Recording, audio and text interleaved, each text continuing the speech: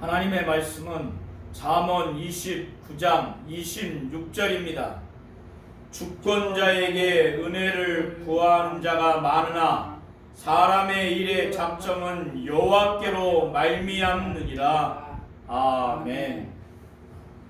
하나님은 사람의 일에 작정하시는 분이십니다.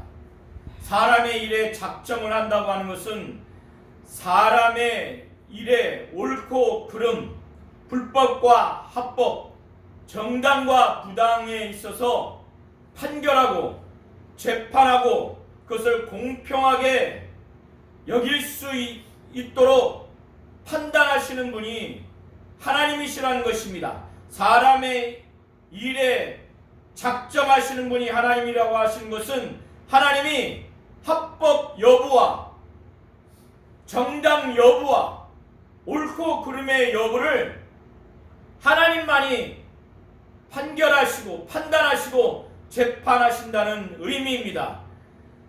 많은 사람들이 은혜를 얻기 위해서 주권자 곧 통치자에게 다가가서 은혜를 구하고 이렇게 은혜를 구하는 자가 많지만은 그래서 자신들의 일을 돌아봐 달라고 하는 차원과 자신들의 옳고 그름을 판단하기 위해서 이 세상 통치자, 주권자, 치리자에게 가는 자들이 많다는 것입니다. 그러나 사람의 일의 작정, 곧 옳고 그름, 합법 여부, 정부당 여부에 대해서는 하나님이 그것을 판단하시고 판결하시고 재판하신다는 의미입니다. 잠언 29장 1절부터 27절의 내용을 살펴보도록 하겠습니다. 하나님은 이 세상에서 악인과 의인이 각각 악과 의를 가지고 살아갈 때 어떠한 면이 형국이 또 상황이 전개되는가에 대해서 잠언 저자를 통해서 묘사를 하고 있습니다. 또한 지혜로운 자, 슬기로운 자와 어리석은 자, 미련한 자의 그 모습을 통해서 그들이 어떻게 언행심사를 하는지에 대해서 일련의 모습을 나타내주고 있습니다. 이러한 모든 상황을 두루 살피면서 하나님은 잠언 저자를 통해서 자녀와 종에 대해서 어떻게 해야 하는지에 대해서 또 많은 믿는 이스라엘 백성, 오늘날 성도들에게 하나님께서 어떻게 하나님 앞에서 신실한 신앙생활을 해야 하는지 하나님이 잠언 저자를 통해서 말씀을 하고 있습니다. 잠언 저자는 자주 책망을 받으면서도 목이 곧은 자는 패망을 갑자기 당한다는 겁니다. 갑자기 당한 다음에 이것을 피할 수가 없다는 겁니다. 피할 수 없다고 하는 것은 도무지 치료할 수 있는 약이 없다는 의미입니다.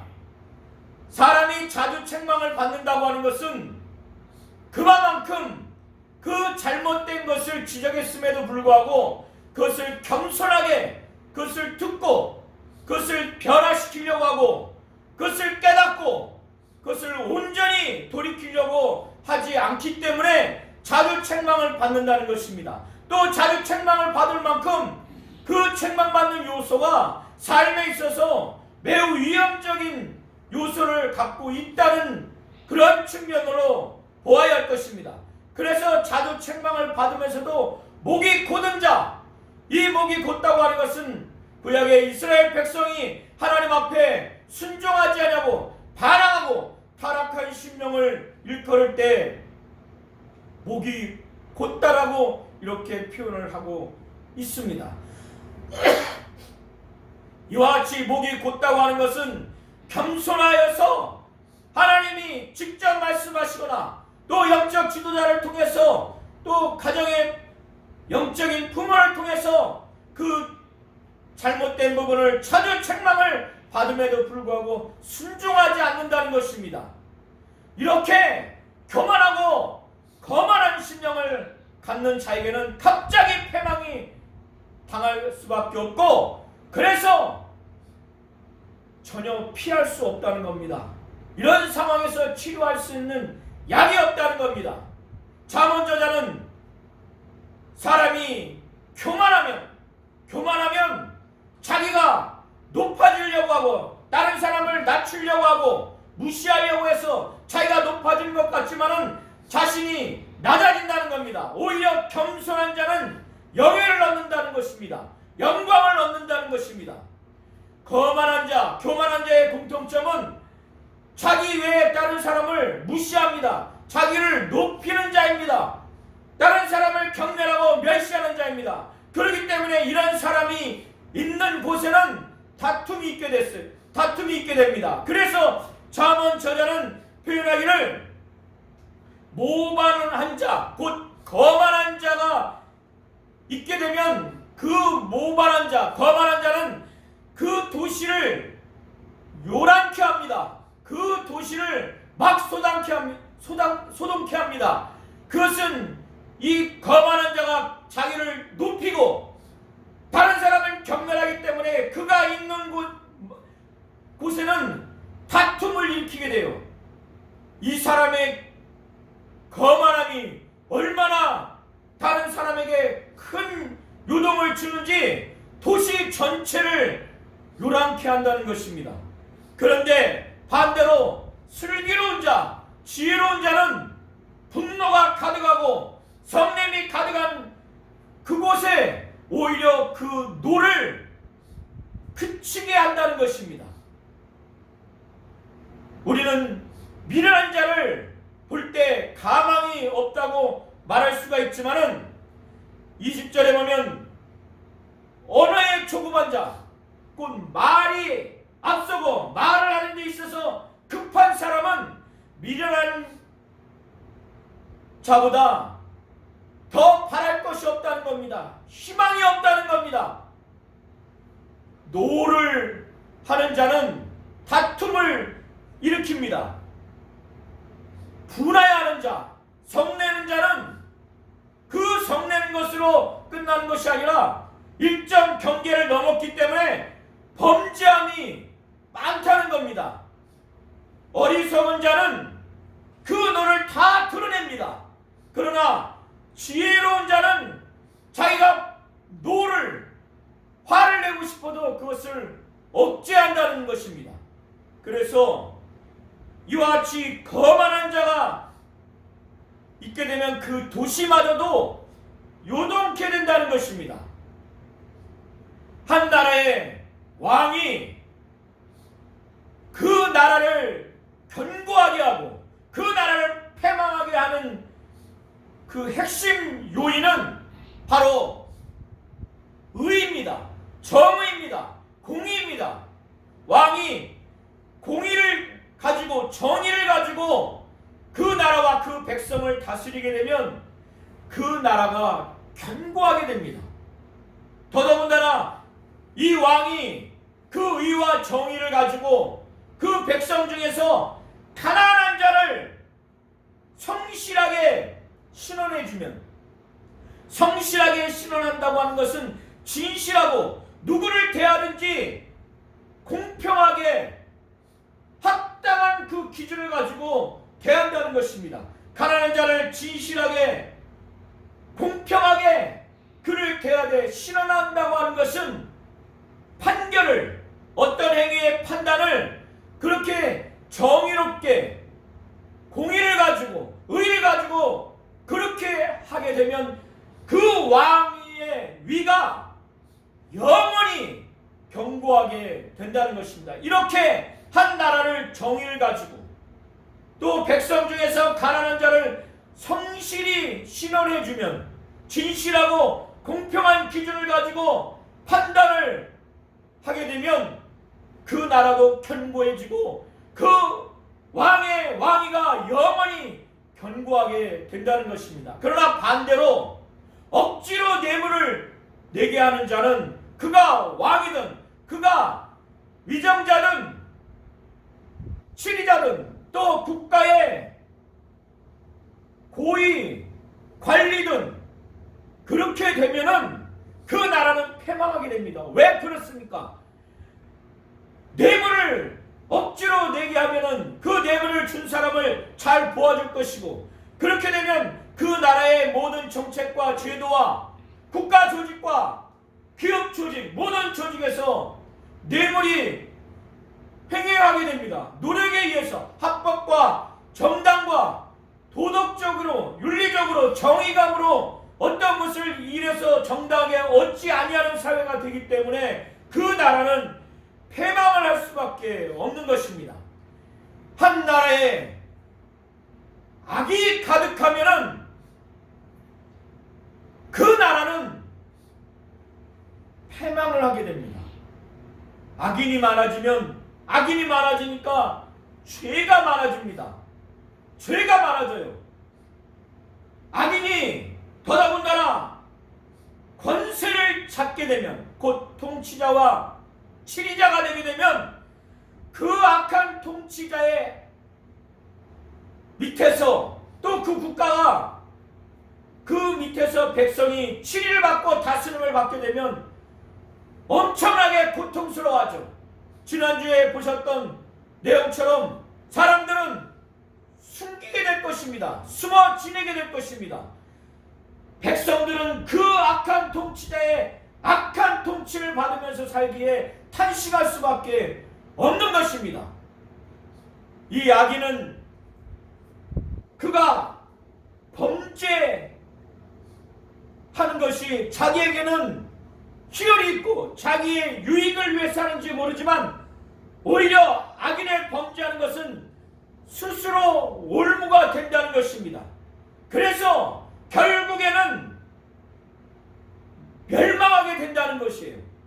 그래서 의인들은 그 멸망을 보게 되고 의인들은 노래하고 즐거워한다는 것입니다. 기뻐한다는 것입니다.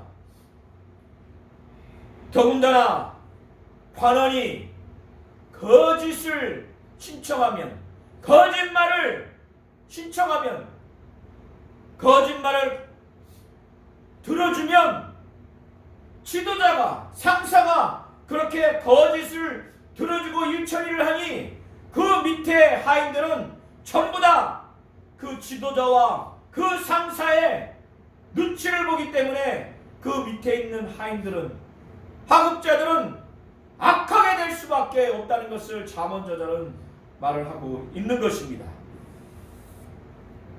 이 의인이 반대로 많아지면 백성들은 즐거워한다는 것입니다.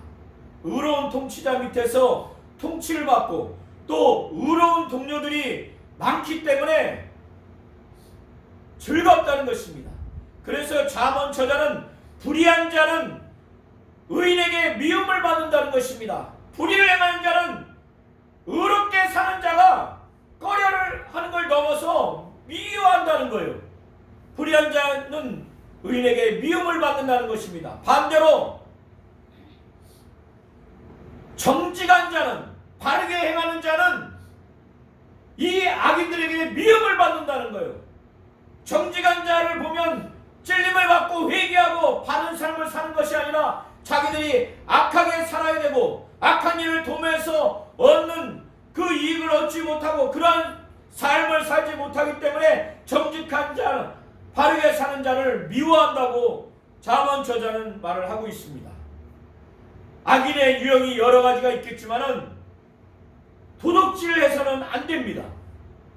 우리 성도님들과 이 당시 이스라엘 백성들은 자신의 영혼에 무익하고 자신의 영혼이 패망하는 피폐한 그런 범죄를 져서는 안 됩니다.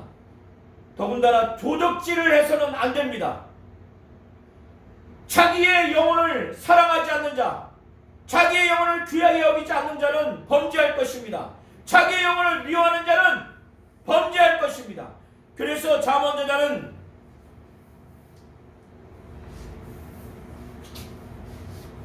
도적질하는 자와 짝하는 자는 자기의 영혼을 미워하는 자라고 말합니다. 그는 맹세함을 들어도 직고하지 않는다는 것입니다. 레위기 5장 1절의 내용을 보도록 하겠습니다. 레위기 5장 1절에는 누구든지 증인이 되어 맹세시키는 소리를 듣고도 그 본 일이나 아는 일을 진술치 아니하면 죄가 있나니 그 허물이 그에게로 돌아갈 것이요. 증인이 되어서 증인으로서 맹세하는 선서를 한 후에 그가 증언을 하지 않으면 곧 그가 본 일이나 아는 일을 진술치 아니하면 죄가 있다는 것입니다. 그 허물이 그에게로 돌아갈 것이라고 레위기 5장 1절에는 표현하고 있습니다. 이 내용을 염두에 두고 24절에 그는 맹세함을 들어도 도적자와 짝이 돼서 도적질을 한 그 사람은 그 도적 행위를 하고 나서도 도적한 일을 증언해야 되는데, 인실직고해야 되는데 그는 맹세함을 들어도 직고하지 않는다는 겁니다. 증언하지 않는다는 것입니다. 자기의 영혼을 사랑한다면 자기의 영혼의 유익함을 위해서 범죄하면 안 될 텐데, 도적질을 하면 안 될 텐데, 도적자와 함께 짝하여서 도적질을 했기 때문에 이와 같은 자는 자기의 영혼을 미워하는 자라는 겁니다. 그는 법정에서 진실을 말하고자 진술하는 증인으로서 선서를 하고 맹세를 해서 위증의 벌을 받게 될 것이라는 것을 들었음에도 불구하고, 그런 선서를 했음에도 불구하고 직고하지 않는다는 것입니다. 잠언 저자는 악인 중에서 또 한 사람의 유형을 말합니다. 아첨하지 말라는 것입니다. 아첨하는 자는 그가 상사에게, 지도자에게 그가 불법과 불의와 부당한 부도덕한 행태를 했음에도 불구하고 합법과 정당과 정의롭고 도덕적으로 행한 그 일, 그런 자라고 그렇게 아첨을 하는 것입니다. 능력이 없음에도 불구하고 능력이 있다고 아첨하는 것입니다. 그렇기 때문에 아첨하는 자는 이와 같은 지도자, 상사에게 아첨을 한 것이 결국에는 그 상사와 그 지도자를 멸망시키게 하는 그물을 던지는 형국이 되는 것이라고 5절을 통해서 표현하고 있습니다. 그래서 이웃에게 아첨하는 것은 그의 발 앞에 그물을 치는 것이니라. 이웃에게 아첨하는 것은 그의 발 앞에 그물을 치는 것이라는 것입니다. 짐승을 금을 쳐서 죽이듯이 사망에 이르는 치명적인 결과를 얻게 되는 것입니다. 아첨한다는 것은 그게 이웃이든 상사든 지도자든 자기의 이익을 위해서, 자기가 선호하는 것을 얻기 위해서 속에도 없는 말, 사실과 다른 내용을 가지고 아첨하는 것입니다. 그래서 자기는 순간 이익을 얻고 자기가 선호하는 것을 얻을지 모르지만 그 상대방은 패망할 것이라는 것을 말하고 있어서 이와 같이 아첨하지 말라는 것입니다. 잠언 저자는 지혜로운 자와 미련한 자가 다투면 그 다툼이 끊이지 않는다고 9절에 표현을 하고 있습니다. 지혜로운 자와 미련한 자가 다투면 지혜로운 자가 노하든지 웃든지 그 다툼이 그침이 없다는 것입니다. 9절의 후반부의 히브리 원어의 의미는 노하든지 웃든지 다툼이 그침이 없느니라. 노하든지 웃든지의 주체가 지혜로운 자인지 미련한 자인지 명확하게 나와 있지 않습니다. 그런데 어리석은 자는 그 노를 다 드러내어도 지혜로운 자는 그 노를 억제한다는 것입니다.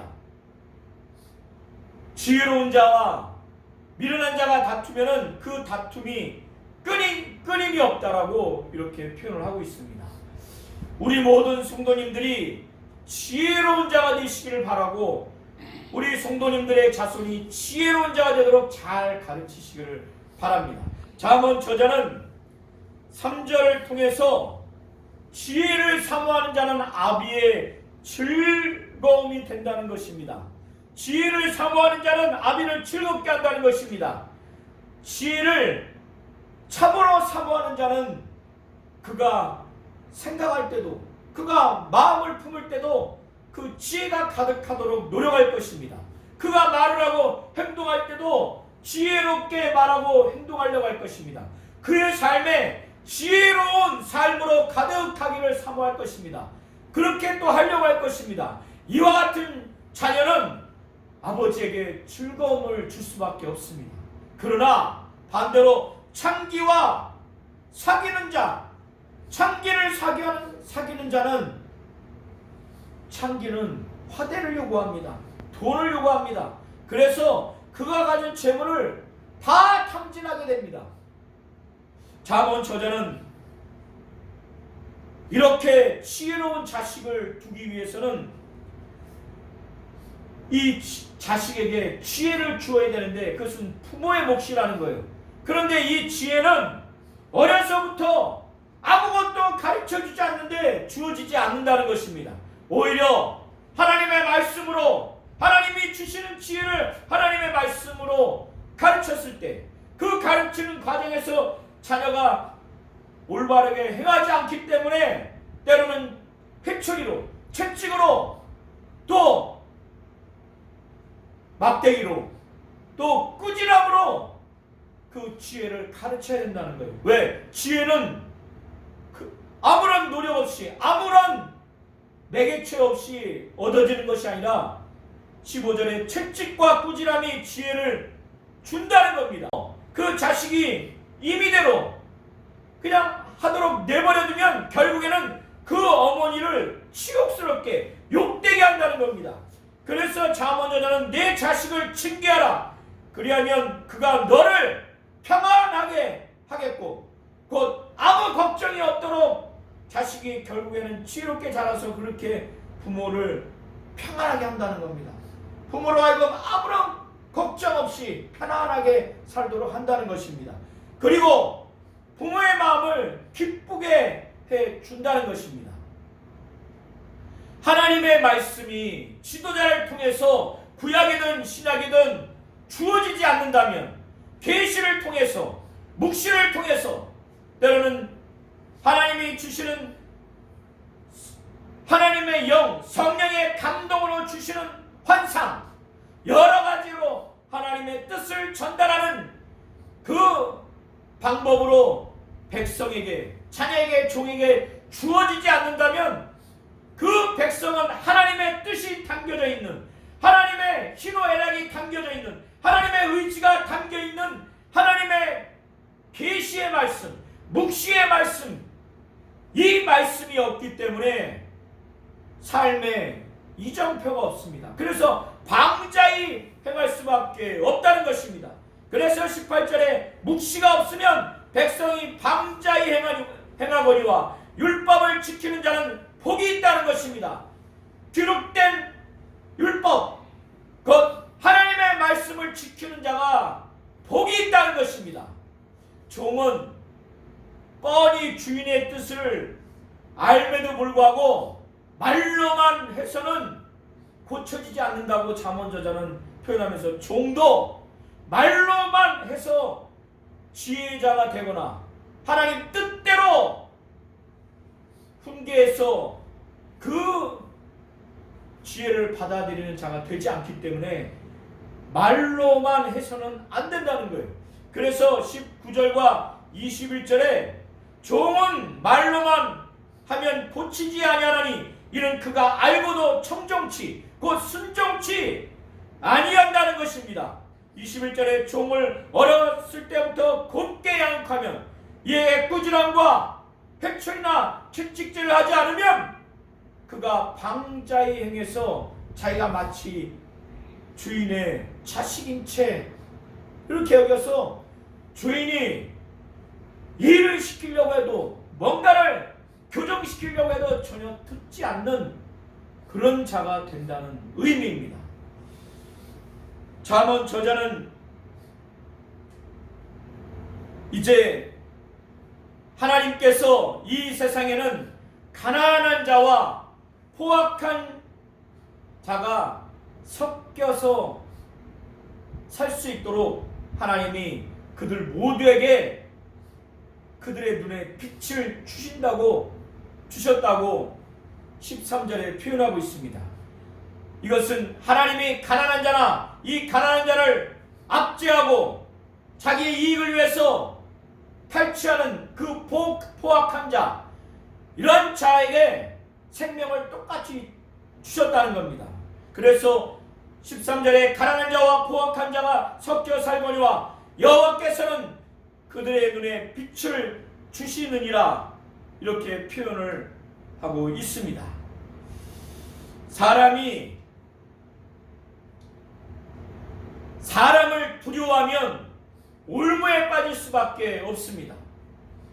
사람이 사람을 두려워하면 그 사람 앞에서 언행심사가 굴복될 수밖에 없습니다. 그래서 결국에는 올무에 빠질 수밖에 없습니다. 그러나 사람을 두려워하지 않냐고 우리의 영혼까지 지옥에 던지는 하나님을 두려워해서 하나님을 의지하는 자는 올무에 빠지지 아니하고 안전하게 될 것이라고 말씀을 하고 있는 것입니다. 저와 우리 모든 성도님들이 이 세상에는 이렇게 악인과 선인이 있고 지혜로운 자와 슬기로운 자, 어리석은 자와 미련한 자가 있습니다.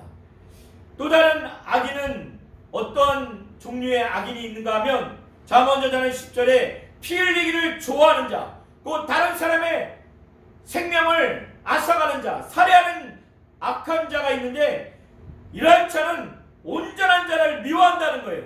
그리고 정직한 자의 생명을 찾는다는 것입니다.